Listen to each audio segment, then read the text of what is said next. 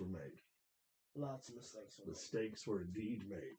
Ladies and gentlemen, I'm Caleb Black. It's him. This is Luke the Big Dog Williams. All day. Along with our in-studio producer, the mighty Max Fury. Our show correspondent, Sweet Tea, is in the house. Sweet Tea's in here. Big Bad John is not available at the moment. He's on smart wires. If you tuned in last night for the watch-along of the Royal Rumble, I apologize for nothing. You knew what this was. It is... If you expected an apology, Pro Wrestling Throwdown definitely didn't resubscribe. For the week of January 29th in the year of our Lord 20 and 23. And Luke, how you feeling? Hello, Yanni. Hello, boys. Hello. I'm feeling good, man. The Rumble was good. Rumble was good. I had a good time watching it last night. Oh, we had a time, all right. And then I'm gonna watch it sober again, so that way I can. Of all the times we've ever had, that was definitely one of them. Tell you what, when I got to sleep this morning, I don't even remember falling asleep. Oh boy. Thank you for tuning in last night. If you haven't, go back and watch it. If you want to watch something funny, you can send to your friends and have them laugh. Yeah. It's hilarious. If you're easily offended, go fuck yourself. That's something that we should put a big disclaimer on, to be honest with you. But it was a lot of fun. Ready to talk about the Rumble and the inner workings of the wrestling week and all that fun stuff. And I have no more anecdotes, even though because I got it confused with antidote. And if I would have understood that, my friend Spanky Johnson would still be alive today. Spanky Johnson. You know Spanky Johnson. Spanky Johnson. Nope. Oh no! Oh, I told you. Once you cap the fucking well, I'm not going to be able to get through this episode. No, you're not. Max, sir, how's your Sunday, pal? Exhausted. Yeah. Well, we found him with his eyes closed during the Women's Rumble last night. I'm in so much pain. You know what? I do have a question for you though, Caleb. What? Why can't you play cards on a boat? I don't know, Max. Why can't you play cards on a boat? Because you're always sitting on the deck.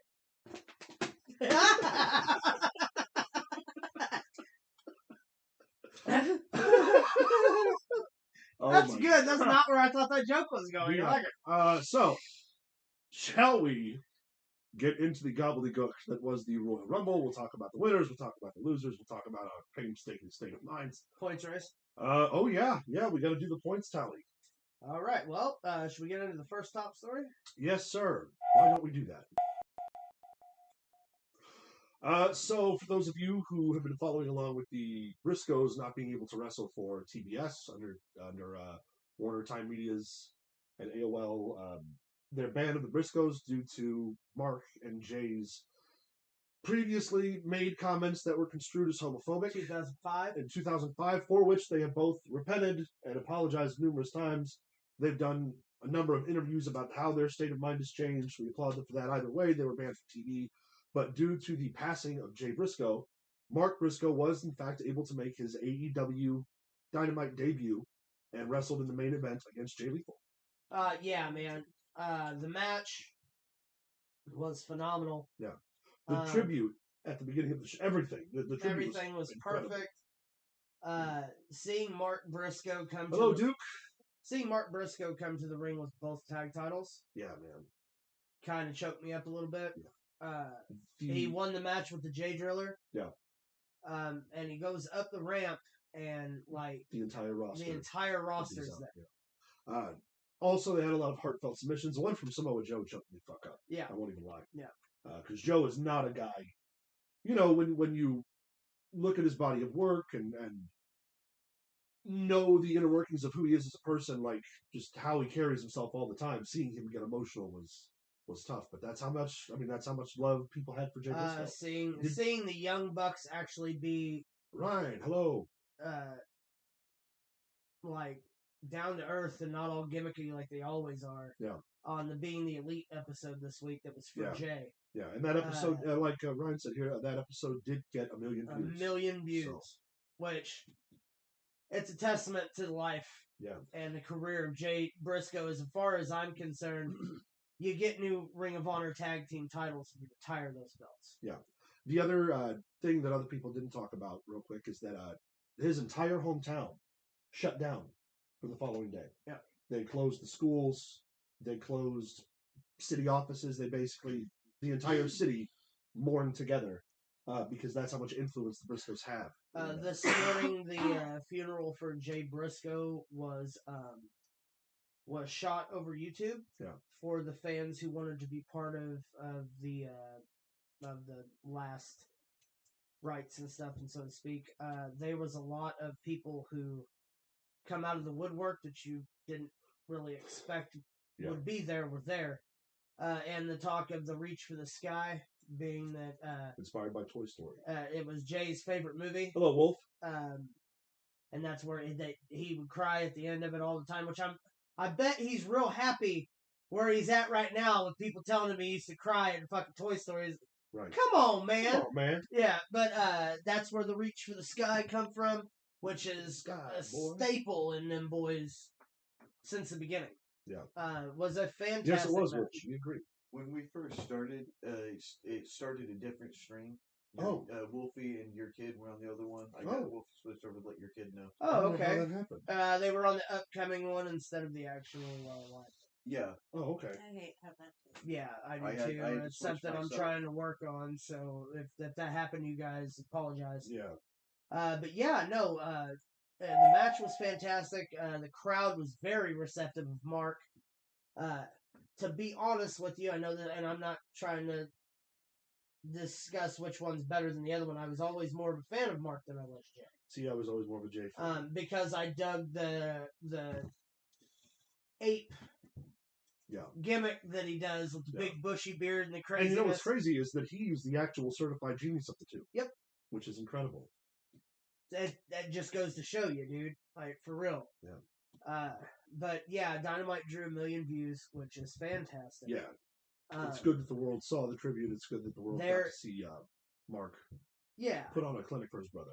Got the people who haven't got to see Mark Briscoe wrestle, who probably didn't have access to Ring of Honor. Yeah. And stuff like that. The go give, what is it? The give me thing. Yeah. For the Briscoes, we had it in our. We showed it last week. We showed it last week. Go back through. It has the link in a picture during that part of the video. Please give if you can, or pass it along for someone who can. We have to remember that a father is gone and 2 daughters are having a very hard time. Yeah. And are going to have a continually a single mom on top of it with other kids to worry about. Yeah, I mean, yeah. So if you can, please, give what you can. Yeah. But yeah, so the tribute was good. Again, rest in peace, Jay. And let's, I guess, get into the Rumble. We'll get past the somber stuff and try to have a little bit of fun now. All right. Well, let's get into what what was an interesting Royal Rumble. Sure was.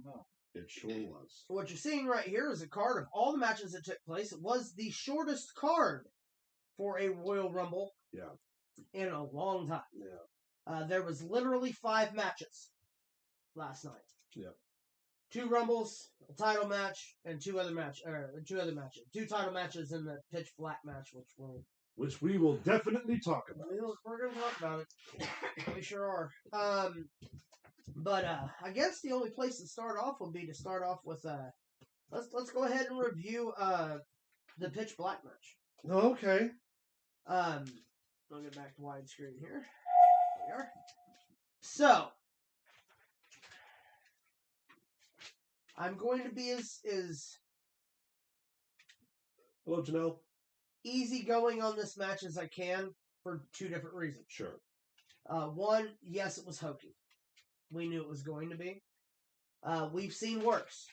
There was no ring full of worms, and no houses being set on fire, and there was a definitive finish. The idea was cool. I think the execution sucked. I like the spots with the glowing stuff through the table and stuff like that to show the table explode. Because Pitch Black is a neon Mountain Dew flavor. I think the match itself was short, almost too short. Mm-hmm. LA Knight didn't get enough offense, in my opinion. The finish is what we all thought it was going to be. I think that if they would have stopped it right as the match was over, I wouldn't have had anything to say about it. It was the 15 minutes of utter garbage after the match was over that really ruined this match for me. Go ahead. It was fucking awful, is what it was. It was not good. It was not a good idea. I get the Mountain Dew paid for the sponsorship. Whatever. It was hot garbage. And look, you can enjoy the spooky. My favorite wrestler's the fucking Undertaker. You can enjoy the spooky stuff. But all the things I've been saying up to this point about Bray Wyatt needing to do something, and that was his big first re-welcoming back into the WWE Universe match-wise, and it was fucking terrible. That's all I gotta say about it. It was really the fucking Uncle Howdy missing the fucking crossbody from the thing. Well, the elbow drop. Or whatever it was. Like a spinning elbow drop. Stupid. It was all stupid. Why not just shit in the fans' mouths while you're at it? It was terrible. You know what I think would have worked better? 2 bullets. No, I mean, if you gotta go with the neon match, right? Uh-huh. Then you go to the end where the jump took place in the fire. Uh-huh. Fucking Bluetooth. Anyway, what you should have done is at the end when he jumped off and the fire went up and you looked up at the top, you had the Firefly Funhouse characters. Why wouldn't you have just had them push Uncle Howdy off into an explosion? It would no, seriously. I get what you're saying. You know what I mean? Kill that gimmick because we all know it's not going to go anywhere now. Because of that shitfest. I think that would have been the best way to do it. If it had the Bray Wyatt character kill Uncle Howdy on... They turned the lights off, and it gave him sticks.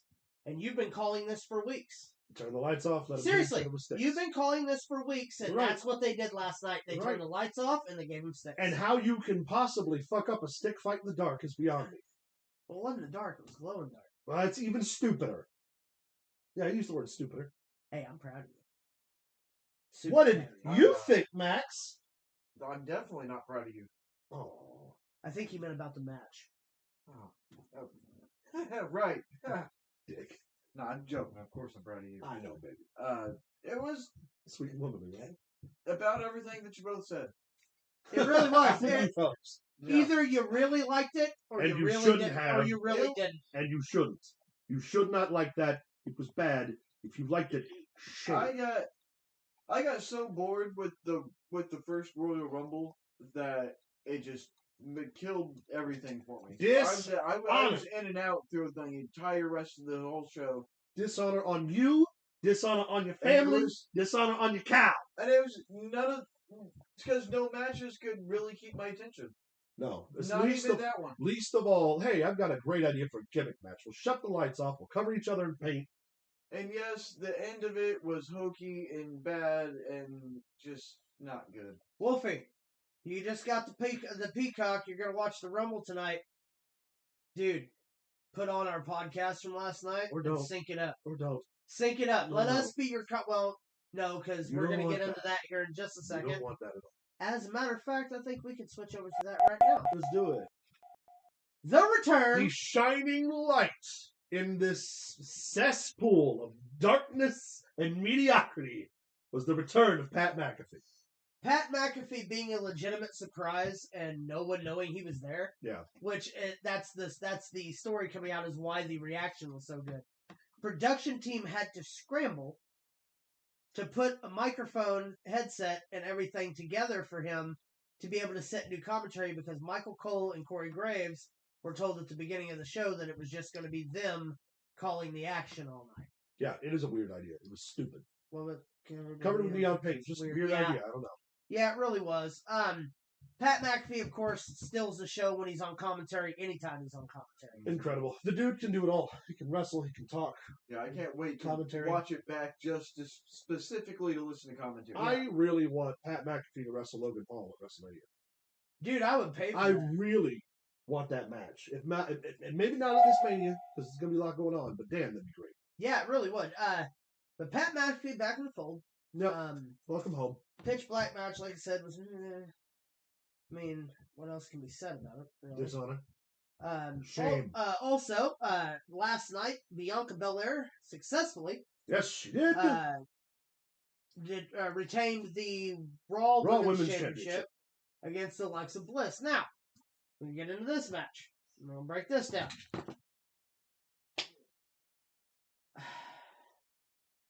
The match itself felt choreographed way too much. Alexa Bliss could do what she can do because Bianca Belair blew so many spots last night. It was sickening. Like, I mean, seriously, you've had the belt for how long now? Like, and you can't wrestle a match. See, Alexa Bliss is like the X-Pac of professional wrestling. If you can't work a match with Alexa Bliss and make it believable, then you don't need to be the champion. So just lock it up. Do something. Which is the tone of last night, and the theme of last night was do something. We'll get into that here in a minute. Alexa Bliss, of course, waited until the match was over, which I was thankfully the match was over before the hokey stuff set up. But as far as I'm concerned, it wasn't terrible. Something you would have seen on SmackDown. I don't know why you would have put it on the Rumble, but beyond me. What'd you think? Good. It was the shits. It was not good. Was not very impressed at all. They misused Alexa Bliss's ability to actually wrestle. Yes. Functionally the best striker. We talked about that a lot last night. Yep. Bianca Belair is a legitimate powerhouse. And instead of letting the two of them have a match, they had a cheerleading routine. Yep. And then, to cap it off, we got more Uncle Howdy bullshit. More of this Alexa Bliss spitting up black goo and garbage shit she was doing. Who gives a hot shit? It was bad. My entire pay-per-view was covered up in this fucking garbage.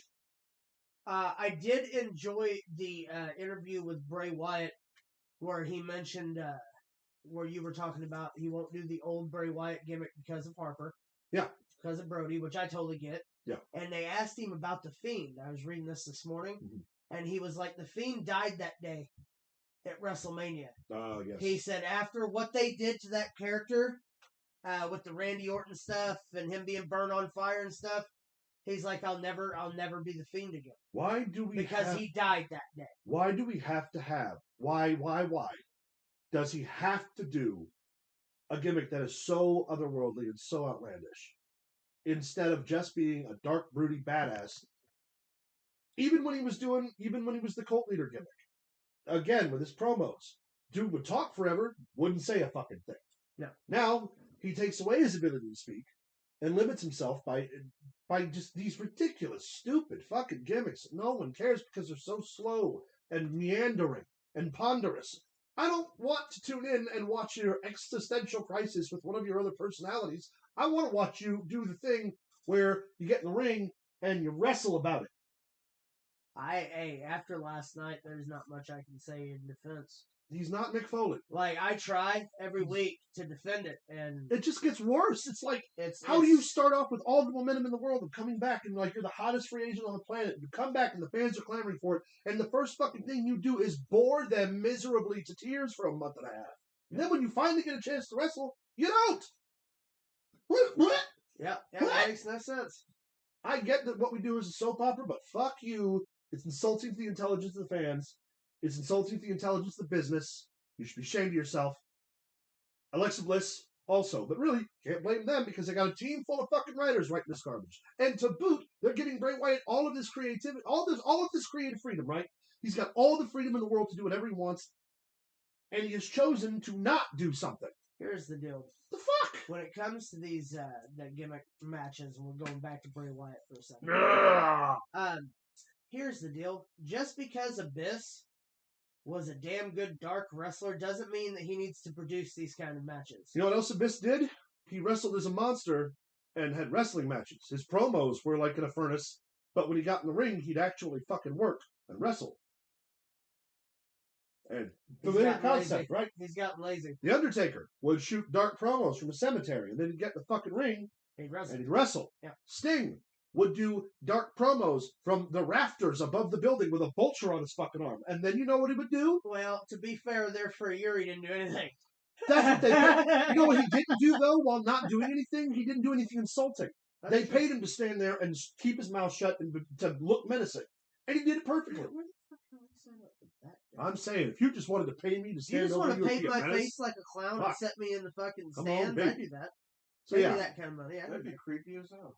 I know, right?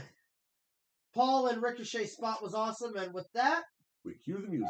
We will head on to the men's Royal Rumble. Welcome to the show. Walter, drawing number 1 last night, Gunther has set a record for the longest time in a 30-man Royal Rumble match by setting it as 1 hour and 11 minutes. Went full wire to wire. Was the last man standing against the winner. And also found out why the match went the way it did, which we'll talk about here in a minute. Guy's incredible. They drew number 1 and didn't miss a beat. Him and Sheamus tore it up for a good part of the entire program. Yeah. They were in there. They really did. Drew McIntyre put in a hell of a fucking work throughout it. There was a couple surprises. Booker T coming out to number 21 was cool. Yeah. For that little nostalgia pop. Of course, we got Logan Paul at 27, I think, last night. Something like that.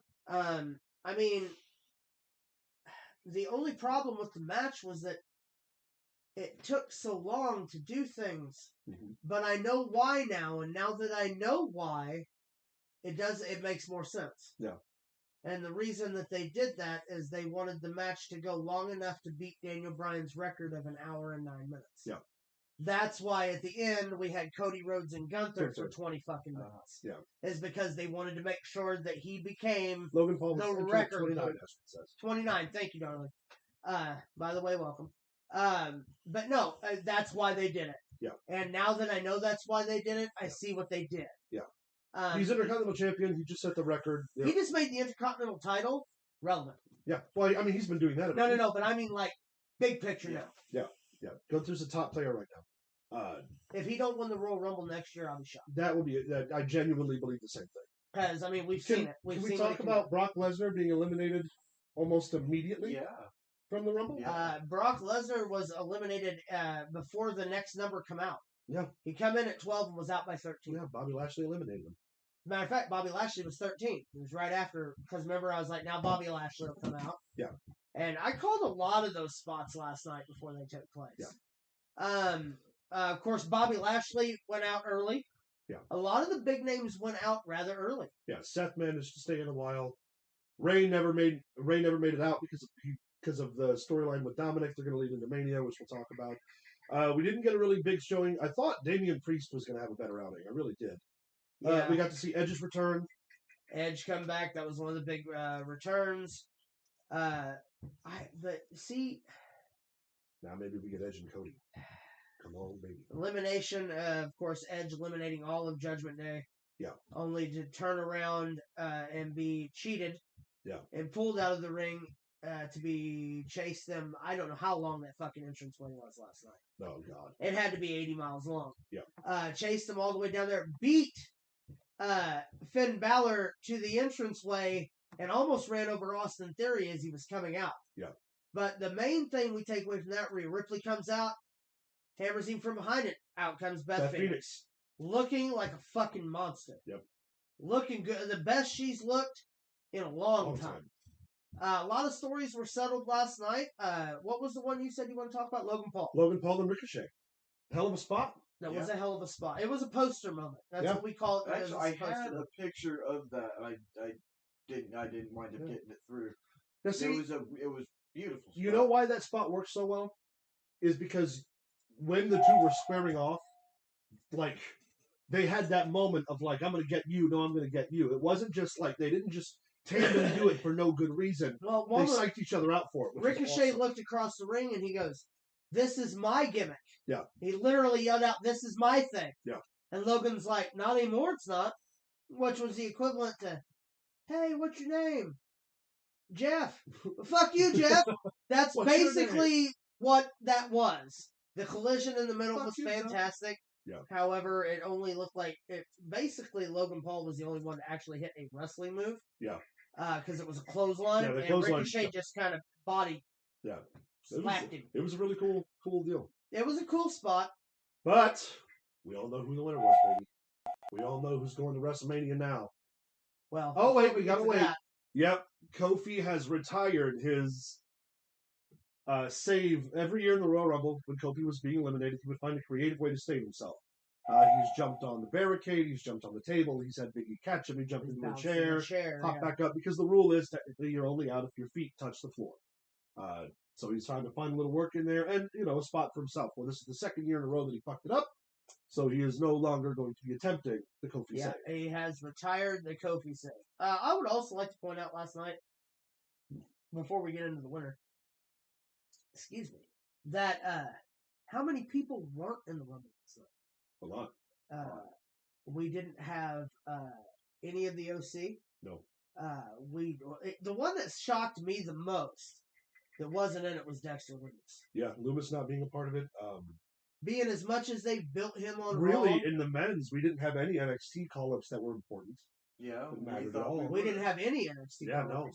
I really thought we'd get Braun Breaker. Yeah. I did too. Or someone. You know who had a better showing than I thought they were going to get was Elias. He did. Yeah. He did. He had a lot more shine than I thought he was going to get too. Yeah. Guitar spot. Yeah. Just it. He ain't no Jeff Jarrett, but he does a decent job. When you bring guitar to the ring, well, at least he can prove he can play it. That's right. Unlike most people who bring guitar to the ring, like Jeff Jarrett. And here we go, folks. There he is. There is your American winner. Nightmare. Cody Rhodes did in fact return at the Royal Rumble, come in at number 30 and win. We all predicted Cody would win. Last year when he returned. Johnny unfortunately forfeited the point. Because Sami Zayn was not in the Royal Rumble, where we all thought he would be in the Royal Rumble. They saved him, though, to feature him. I'm glad that I chose Cody and decided not to go Sami, because that was where I was going to go, too. Yeah. Of course, him and Gunther in the finale, at least they got to work a little bit together, because they're going to revisit that. Yes, they are. Once he's champion. All right. Before we hop on to the next one, let's tell the people at home how to find us. Well, all right. You can follow us on Facebook at facebook.com/ProWrestlingThrowdown. You can follow us on Twitter at ProWrestlingTV. You can send us an email at ProWrestlingThrowdown@gmail.com. You can follow us on TikTok at ProWrestlingThrowdown1. And you can check out Streamlabs.com